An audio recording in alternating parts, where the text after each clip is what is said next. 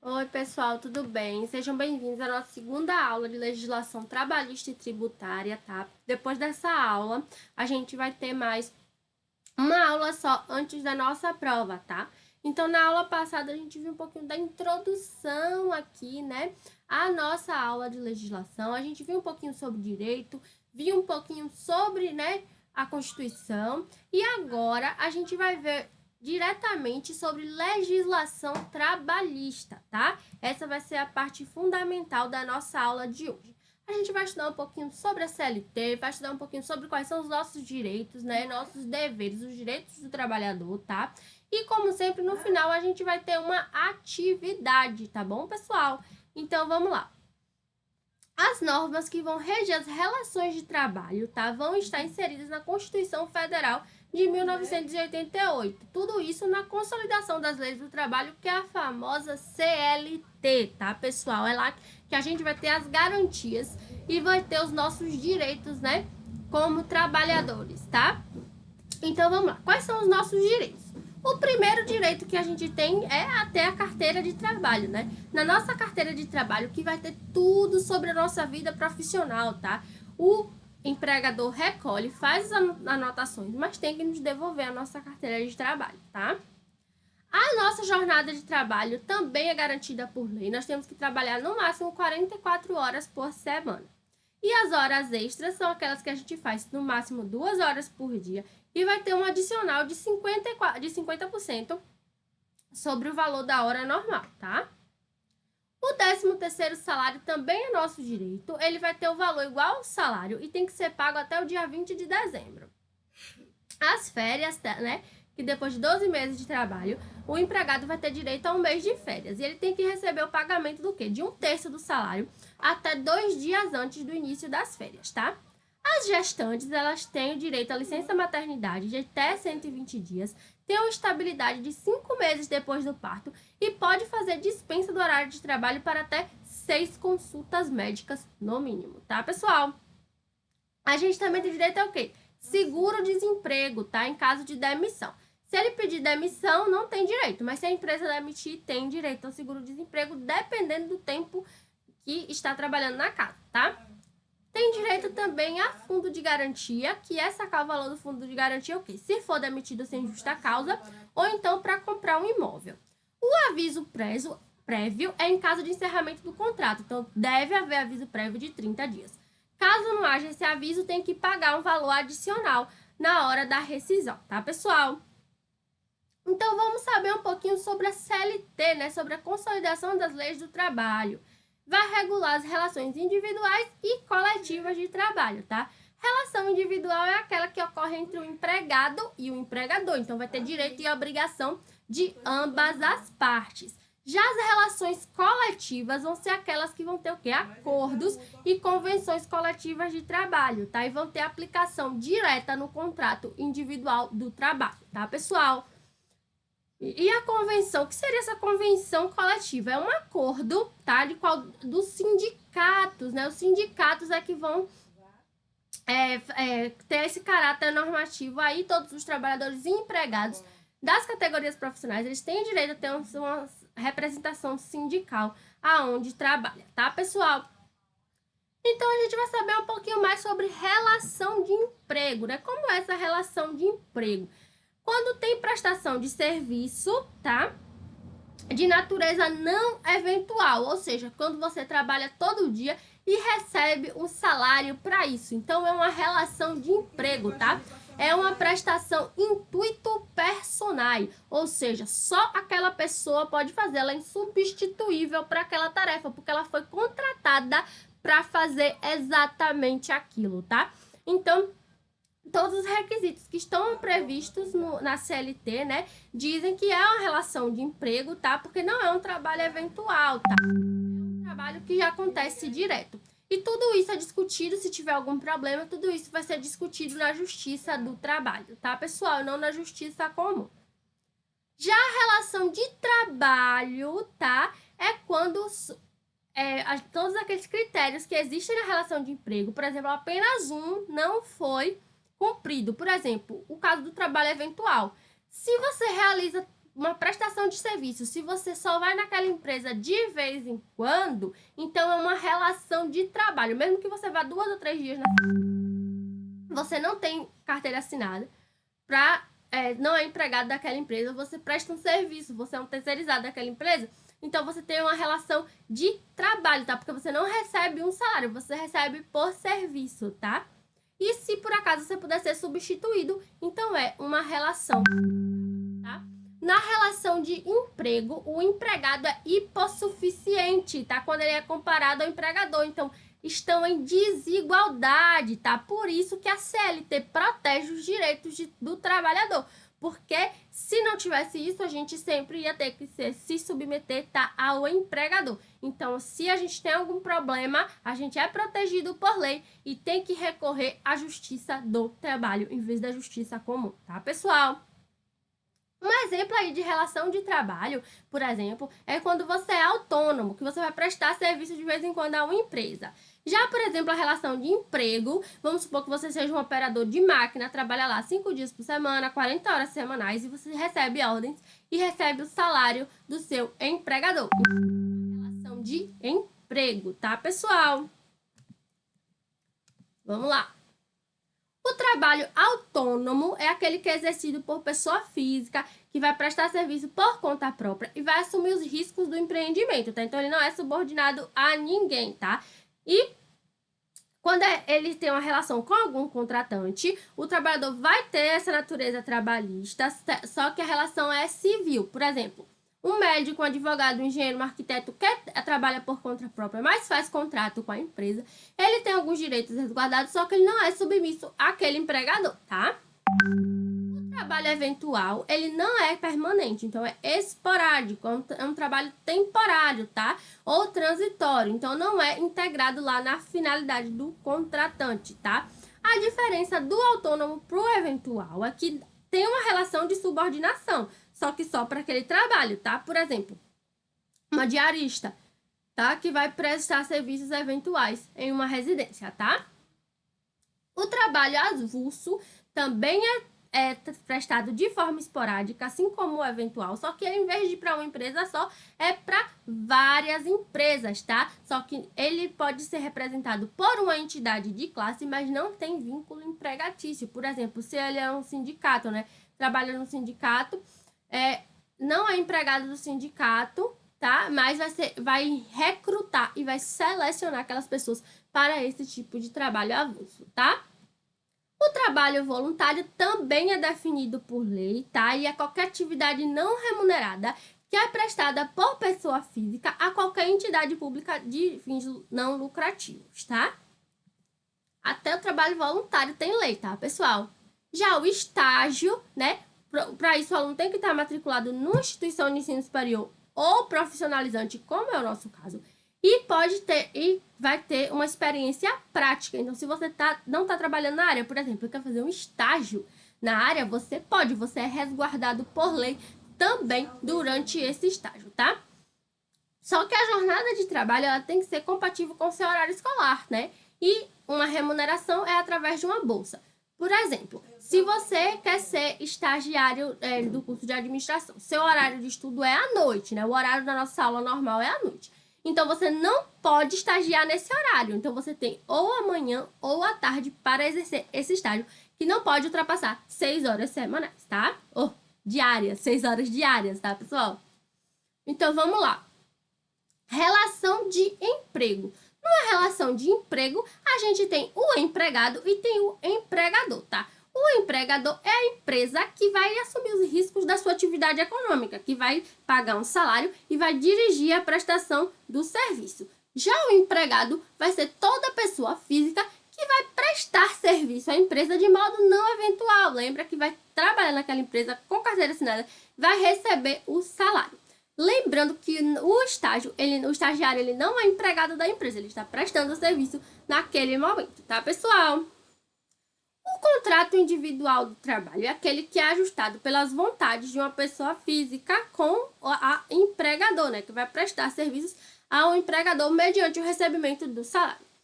O contrato ele pode ter um prazo determinado, né, ou pode ser temporário, um contrato de experiência. que vai durar no máximo 90 dias, tá, pessoal? Para o procedimento de admissão na empresa, tá? O empregado tem que ter o quê? A carteira de trabalho e previdência social, a famosa CTPS. Sem a CTPS, o empregado não pode ser admitido, tá? Porque lembra que é na carteira de trabalho que vai estar anotada toda a nossa vida profissional, tá?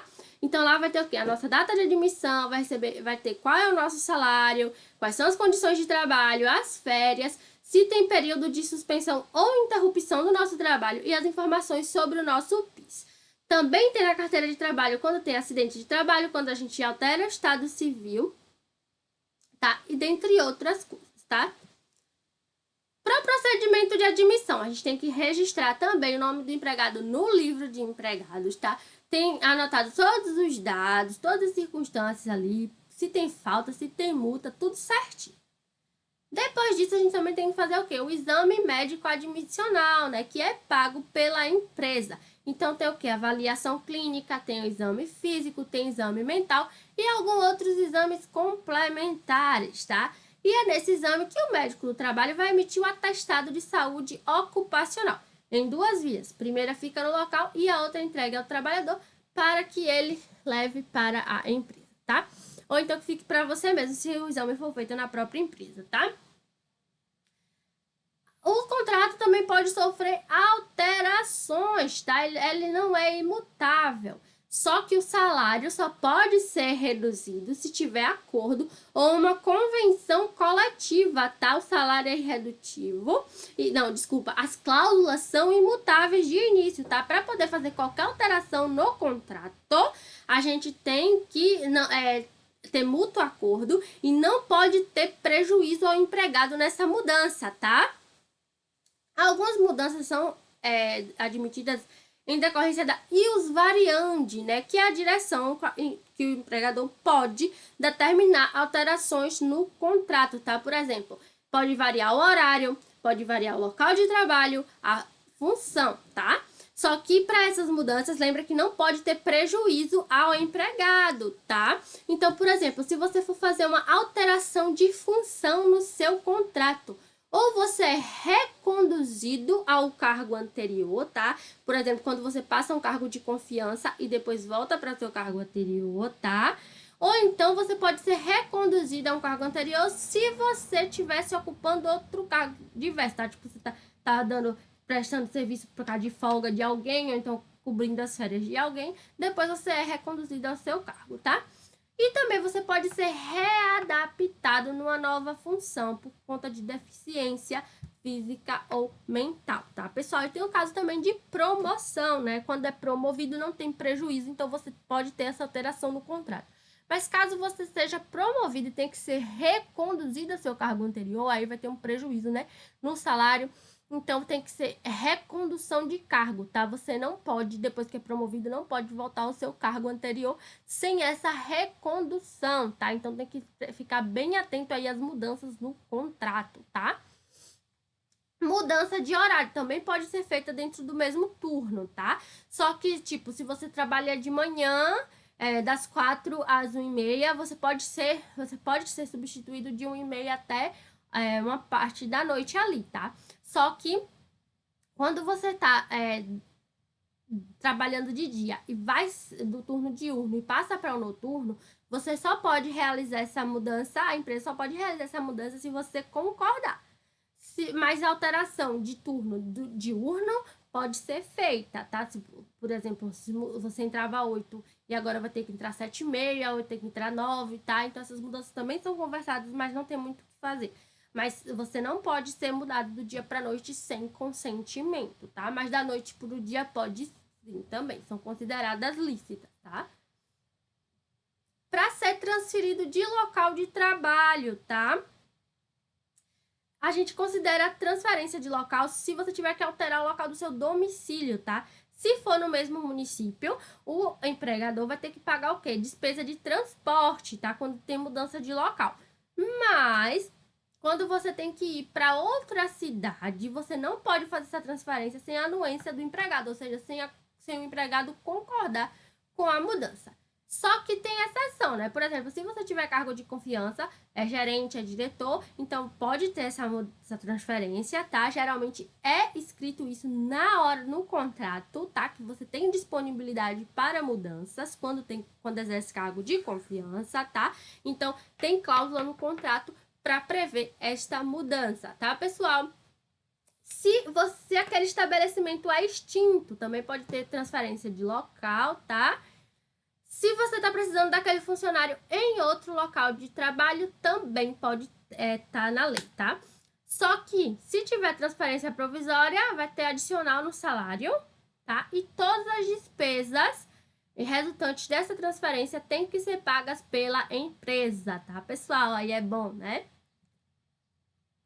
E o contrato de trabalho, ele pode ser suspenso ou interrompido, tá? Ele é suspenso de caráter provisório, tá? E vai ficar totalmente inoperante e paralisado aquele serviço, tá? Quando é suspenso, o empregado não presta serviço, só que a empresa não é obrigada a te pagar, tá? E na interrupção tem uma paralisação provisória mais parcial, então você vai ser afastado, mas já é contado como tempo de serviço, mesmo que não tenha prestação de trabalho, então a empresa vai ter que pagar. Então, no caso de suspensão, por exemplo, auxílio-doença, né? Depois de 15 dias, a empresa não paga mais seu salário. Quem vai pagar é o INSS, tá? Então, a empresa não é mais obrigada a te pagar, ela só te paga até 15 dias de atestado. Quando você se aposenta também por invalidez, enquanto estiver durante a invalidez, a empresa não te paga, é o INSS. Se você vira o vereador, prefeito ou um juiz, por exemplo, ou representante de sindicato, aí você suspende também, a empresa não é obrigada a te pagar, tá? Na apostila tem vários outros exemplos aí de casos de suspensão, tá? Vocês deem uma olhada. O caso de interrupção do serviço é quando a empresa é obrigada a te pagar. Então, você tem férias, tem repouso semanal remunerado, tem os feriados, tem licença paternidade, tá? Doação de sangue e alistamento ou transferência eleitoral, por exemplo, tá?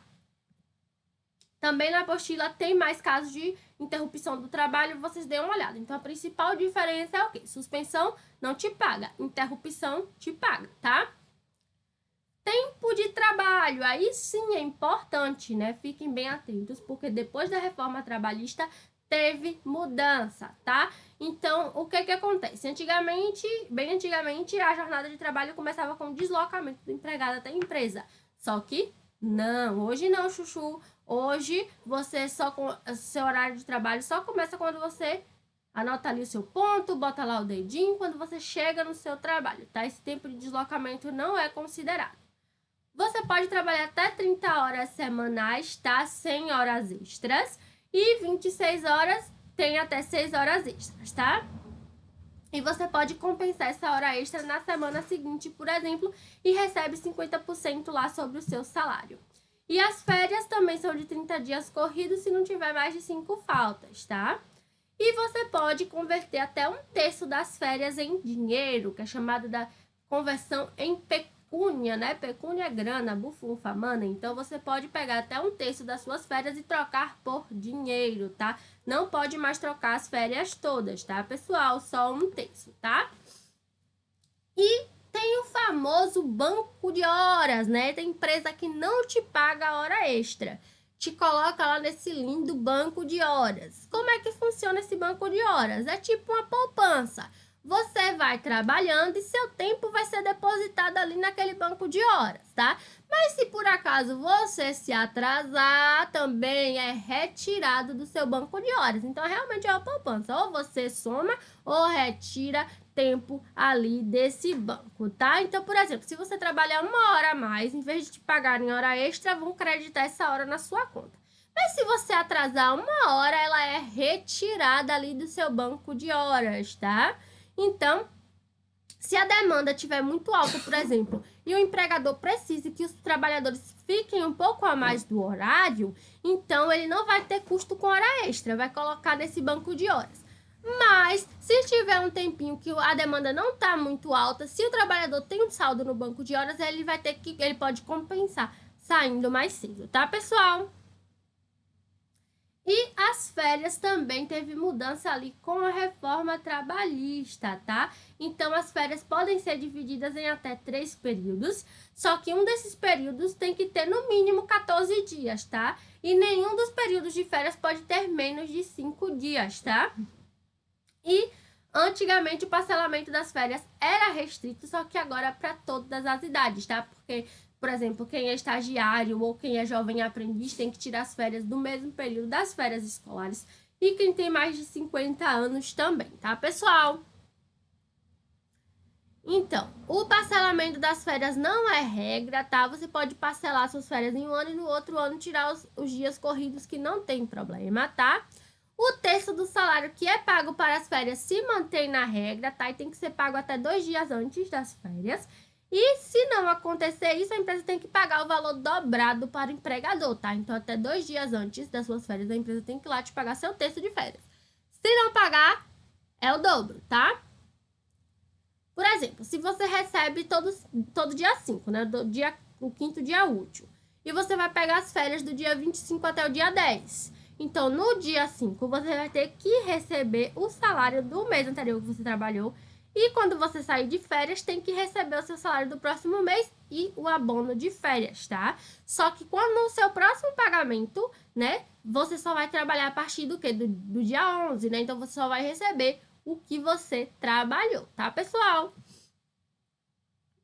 E as diferenças básicas entre salário e remuneração, tá? Salário é tudo que é pago em dinheiro, né, pelo empregador ao empregado, tá? Então é feito pelo serviço e pelo tempo de serviço que o empregado está à disposição ali do empregador, tá? E a remuneração vai ser a soma do pagamento que é feito direto pelo empregador e daquele pagamento indireto. O que é esse pagamento indireto? É aquele que é feito por terceiros, tá? Por exemplo, uma gorjeta, um bônus, tá? Um prêmio. Então, a gente tem gorjeta, tem taxa de serviço, tem prêmio, tem gratificação, né? Isso tudo é pago por terceiros e não diretamente pelo empregador. Então, a remuneração é o total de ganhos que o trabalhador recebeu e o salário é só o que é pago pelo patrão diretamente, tá? Outra diferença é, por exemplo, as horas extras do repouso semanal. Isso vai repercutir no salário, no aviso prévio e também adicional noturno, tá? Já na remuneração não tem essas verbas, tá?